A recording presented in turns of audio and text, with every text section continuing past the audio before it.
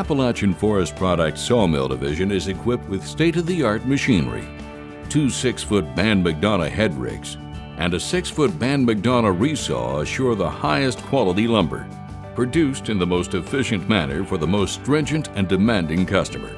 Capable of producing 150,000 board feet a day in 2 shifts, AFP can supply high-volume orders for the end user. With 2 computerized laser-optimized edgers, the discerning customer can rest assured they're buying quality hardwoods with each and every board. Our certified graders inspect each board to guarantee quality above all else.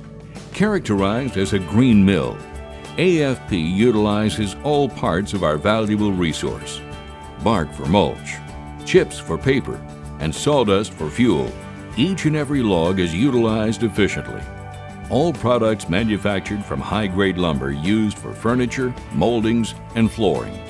To industrial products, AFP assures the same quality control and inspection for each and every piece.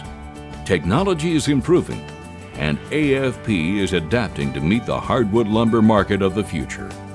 For more information, visit our website at www.afpcorp.com or call 304-472-2996.